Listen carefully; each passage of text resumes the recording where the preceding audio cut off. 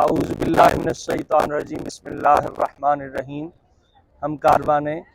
قاضی الحاجات کے زیارات کے سلسلے کے عنوان سے آج مدینہ منورہ میں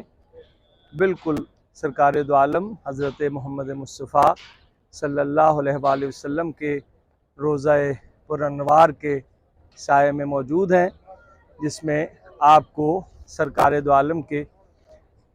قبر مطہر کا ذریعہ پاک ہے جو گنبد خضرا ہے وہ واضح طور پر نظر آ رہا ہوگا۔ یہ مسجد نبوی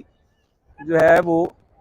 سرکار دو عالم حضرت محمد مصطفیٰ صلی اللہ علیہ وآلہ وسلم نے اس مسجد کی بنیاد رکھی، اور جب آپ ہجرت مکہ یعنی ہجرت کر کے مکہ سے مدینہ تشریف لائے تو یہ جو سامنے جگہ نظر آ رہی ہے جس میں ایئر کنڈیشن والی جگہ جو پلانٹ لگا ہوا ہے، اس جگہ پر حضرت ابو ایوب انصاری کا گھر تھا۔ حضرت ابو ایوب انصاری رضی اللہ تعالیٰ عنہ کا گھر تھا، اور یہاں آ کے اونٹنی رکی اور پھر سرکار نے اس مسجد نبوی کی بنیاد رکھی۔ اور جو آپ کو یہ سامنے کا حصہ دکھائی دے رہا ہے، ایک مینار سے لے کے دوسرے مینار تک، یہ اصل مسجد نبوی جو ہے وہ بعد میں جتنے بھی دروازے ہیں یہ مسجد نبوی کی توسیع کی گئی، تو لہٰذا سرکار دو عالم اس جگہ پر آپ کا روضہ مبارک موجود ہے، اور پوری دنیا سے مسلمان آ کر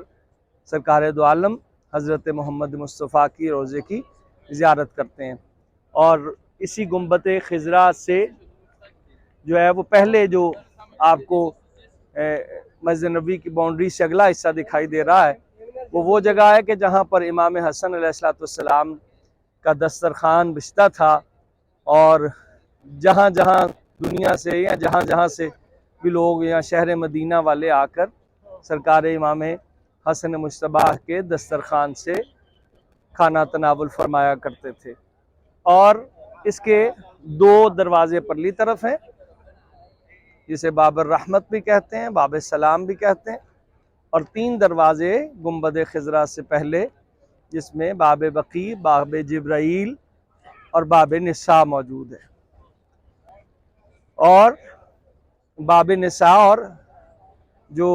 باب جبرائیل ہے، اسی مقام پر شہزادی جناب سیدہ طاہرہ فاطمہ الزہرا سلام اللہ علیہا کا حجرہ مبارک بھی تھا، اور اسی کا دروازہ مسجد نبوی میں کھلتا تھا، اس لیے کہ باقی سب دروازے حضور پاک حضرت محمد مصطفیٰ صلی اللہ علیہ وآلہ وسلم نے بند کروا دیے تھے۔ تو یہ مختصر سا تعارف کاروان قاضی الحاجات کے زیر عنوان آپ کی خدمت میں پیش کیا گیا۔ پروردگار عالم تمام مومنین دنیا میں جہاں جہاں ہیں ان کو سرکار دو عالم کی زیارت نصیب فرمائے، اور مدینہ منورہ کی زیارات نصیب فرمائے، اور جن کے دلوں میں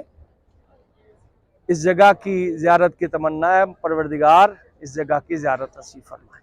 وما علینا الا البلاغ المبین۔